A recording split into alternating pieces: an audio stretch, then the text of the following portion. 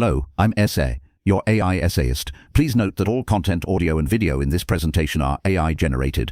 As AI can sometimes produce inaccuracies, I encourage you to verify any factual information presented. With that in mind, let's begin. The intellectual history of science is populated by grand theoretical pronouncements and sweeping conceptual revolutions, yet its foundation is built upon moments of pure, unadorned measurement, instances where the universe reveals a new fact with an austere clarity that precedes all interpretation. Few documents exemplify this principle more profoundly than the 1964 paper from the Astrophysical Journal Letters, authored by Robert W. Wilson and Arno Allan Penzias, titled A Measurement of Excess Antenna Temperature at 4080 NCS. This work, extending to fewer than 1,000 words, is a monument of scientific understatement, a masterclass in empirical rigor whose influence is inversely proportional to its length and rhetorical ambition. It presents a single, obstinate number, a faint whisper of thermal energy from the cosmos, a whisper which would soon be understood as the resonant echo of creation itself. This essay will undertake a direct and systematic evaluation of the claims, methodology, and internal logic presented within this seminal paper, proceeding section by section through its meticulous argument. Our focus remains squarely upon the text itself, examining how its authors construct a case for the existence of a physical anomaly by exhaustively and methodically eliminating every conceivable alternative. Through this close reading, we gain a deep appreciation for the paper's power, a power derived from its deliberate limitation of scope and its unyielding commitment to the primacy of observation. Section 1.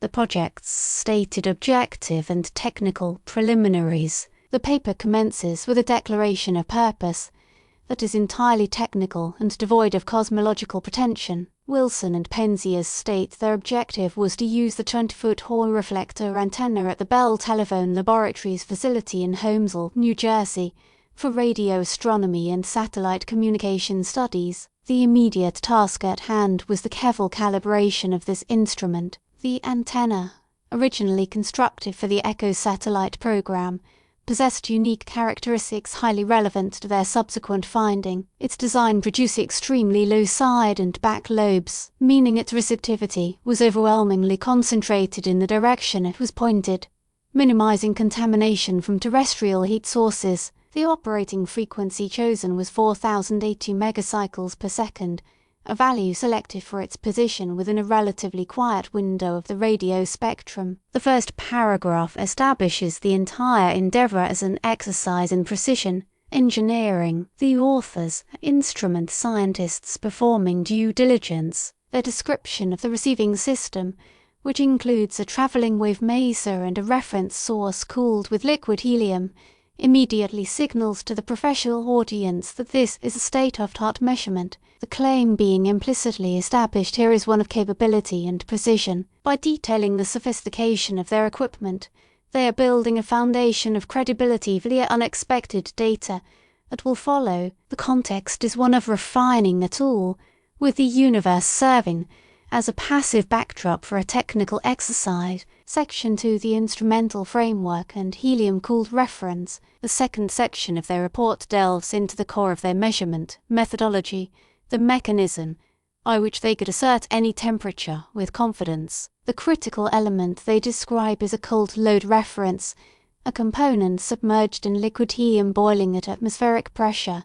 This provided a known, stable, and extremely low temperature calibration point against which the antenna's signal could be compared. The brilliance of this technique lies in its ability to transform an absolute measurement, which is fraught with systemic uncertainties, into a differential one. By rapidly switching between the antenna feed and this helium-cooled reference, the receiver system effectively measures the difference in power. This process negates many potential sources of electronic drift and gain instability within the amplification chain. Their claim here is methodological. They assert that their technique allows for a highly accurate determination of the total system temperature, the sum of all contributions from the sky, the atmosphere, the ground, and the instrument itself. The paper specifies the noise contribution from the maser and the subsequent amplifier stages, grounding their work in the concrete physics of their electronics. This section is a testament to meticulous experimental design. The choice to employ a liquid helium load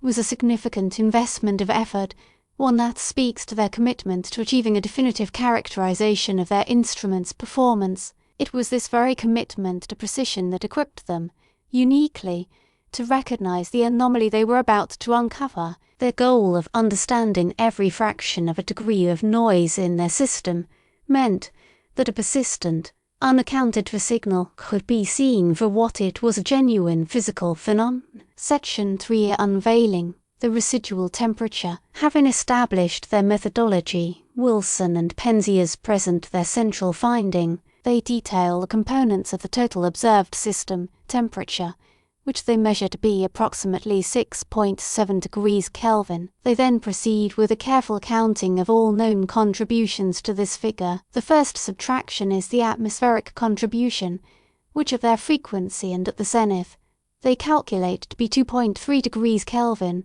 The second is the ohmic loss within the antenna structure itself, including the feed horn and throat, which they estimate to be 0.8 degrees Kelvin. When these known quantities are subtracted from the total measured system temperature, a significant residual remains. The paper states this value with the utmost clarity. The remaining temperature, 3.5 plus or minus 1.0 degrees Kelvin, is the excess temperature we wish to discuss. This sentence contains the kernel of the entire discovery. The claim is direct after accounting for all known and measurable sources of noise according to established physics and engineering principles. There exists a persistent, unaccounted for energy input. The inclusion of the uncertainty, a large fraction of the value itself at plus or minus 1 degree Kelvin, underscores their scientific caution. It is a candid admission of the measurement's difficulty and a refusal to overstate their precision. The presentation is that of a puzzle. The authors have balanced their thermal budget and found the discrepancy. The remainder of the paper is dedicated to scrutinizing this discrepancy, treating it as a problem to be solved through further investigation. Section 4.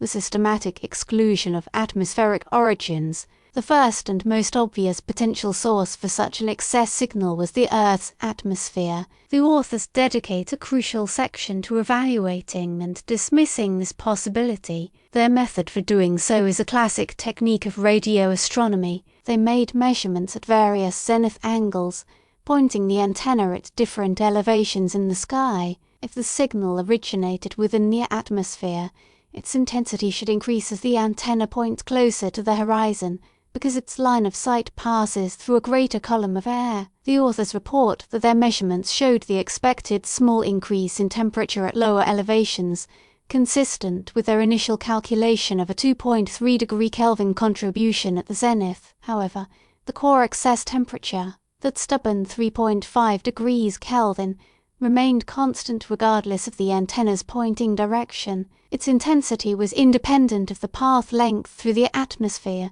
The claim here is the demonstration of isotropy, or at least hemispherical isotropy accessible from their northern hemisphere location. The signal was the same in all directions. This result was profoundly important. It strongly indicated that the source of the radiation was located far beyond the Earth's gaseous envelope. The atmosphere contributed its own small, predictable share to the noise budget, but it could account for the excess. The universe, it seemed, was uniformly warm in the microwave spectrum. Section 5 Evaluating known extraterrestrial radio sources. The next logical candidate for the source of the excess temperature was radiation from a celestial body or region within our own galaxy. The authors address this possibility with characteristic thoroughness. Their primary test was to measure the temperature while pointing the antenna toward and away from the plane of the Milky Way. Our galaxy is a strong source of radio waves,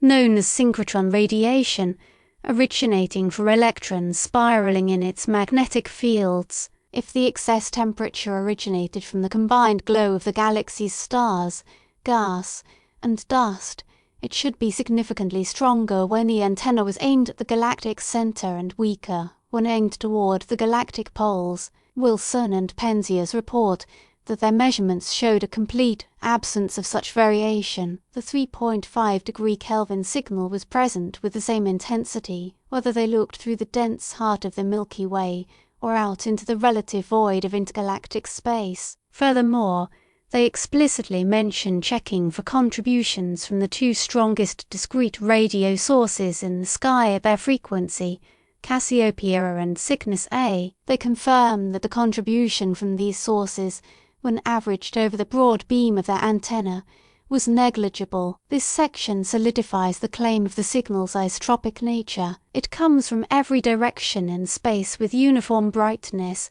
This finding ruled out the galaxy as a source and deepened the mystery. A signal that emanates from everywhere must have an origin that is either very close, which they had already ruled out, or truly universal in Section 6, the rigorous elimination of terrestrial and systemic artifacts. Having dismissed atmospheric and galactic origins, Wilson and Penzias turned their attention inward to the possibility of a subtle flaw in their instrument or an overlooked source of radiation from the local environment. This section of their investigation has become legendary in the annals of science, a compelling narrative of experimental persistence. They reevaluated every component of the system. They checked for radio frequency interference from nearby urban centers, including New York City. Finding none at their protected frequency, they scrutinized the antenna structure, searching for any unexpected source of thermal emission. This included a meticulous physical inspection and cleaning of the antenna horn, an effort which extended to the relocation of a pair of resident pigeons and the removal of what the authors delicately term white dielectric material. This particular detail, often recounted with a certain amount of amusement, highlights a crucial point about their scientific character. They were willing to consider and physically eliminate even the most mundane and unlikely sources of error. They entertained the hypothesis that pigeon droppings, being warm, could be radiating microwave energy into the feed horn. Removing the pigeons and their residue produced a negligible change in the measurement. The excess temperature remained. They even considered the possibility that the energy was somehow being generated within the second stage of their amplifier system and propagating backward into the antenna feed. A specially constructed cold load was used to test this, proving the effect was insignificant. The cumulative claim of this section is one of exhaustive diligence. By detailing these efforts, they are demonstrating to their peers that they have pursued every plausible, and even some implausible, alternative explanation rooted in terrestrial physics or instrumental artifact. The 3.5 Kelvin signal survived this intense and varied scrutiny, strengthening its status as a real, unexplained phenomenon. Section 7, the concluding measurement and deferral of interpretation. The paper's final paragraph is a model of scientific restraint, and it is here that the work performs its most significant intellectual maneuver, often methodically detailing their measurements and their comprehensive process of elimination. Wilson and Penzias offer no grand theory or bold speculation. They simply restate their finding with its associated uncertainty. They conclude that the horn antenna is picking up a signal corresponding to an effective temperature of 3.5 Kelvin, for which they can find no terrestrial or known astronomical explanation. The source of this radiation appears to be isotropic, unpolarized, and free from seasonal variations. Then, in the paper's final sentence, they deliver a statement that elegantly bridges their measurement to its profound cosmological meaning without claiming that meaning for themselves. They write, a possible explanation for the observed excess noise temperature is given by Dick, Peebles, Roll, and Wilkinson in the following letter. This act of deference is extraordinary. Having discovered a signal of monumental importance, they cede the interpretive stage to a neighbouring group of theorists at Princeton University who, unbeknownst to them until a fortuitous phone call, had been actively preparing an experiment to search for this very signal as a predicted remnant of a hot, dense origin for the universe. The claim of this final section is a masterpiece of intellectual honesty. Wilson and Penzias present themselves as what they were meticulous experimentalists who had found a number. The paper's purpose is to establish the reality and characteristics of that number.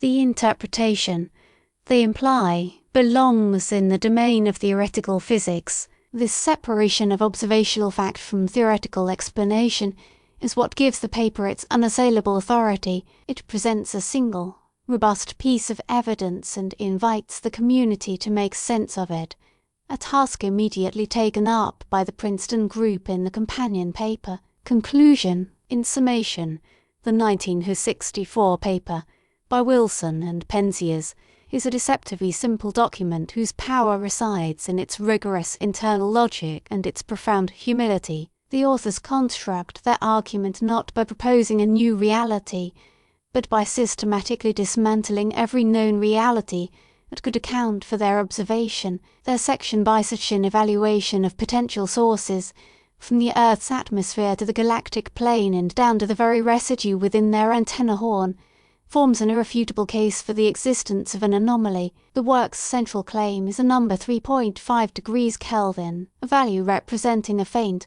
pervasive, and inexplicable bath of microwave radiation. By confining their report strictly to the measurement and its empirical validation, they created a document of pure evidence, a factual bedrock upon which a new cosmology could be confidently built. The final, deferential nod to the theoretical work of the Princeton group represents an ideal model of scientific collaboration, where observation provides the crucial data that allows theory to advance. The paper's enduring significance lies in this very purity. It did not propose the Big Bang, it provided an unimpeachable observation that the Big Bang theory was uniquely positioned to explain. It stands as an eternal reminder that sometimes the most revolutionary act in science is to listen carefully to the quietest sounds and to report, with honesty and precision, exactly what one has heard. We really appreciate you tuning in to this AI-powered presentation. Our goal is to push the boundaries of AI in content creation, and your input is invaluable. If there's a particular subject you'd like to see us tackle next, or if you have suggestions on how we could fine-tune our AI's creative prompts, please don't hesitate to leave your ideas in the comments section. We're excited to bring you more unique content very soon.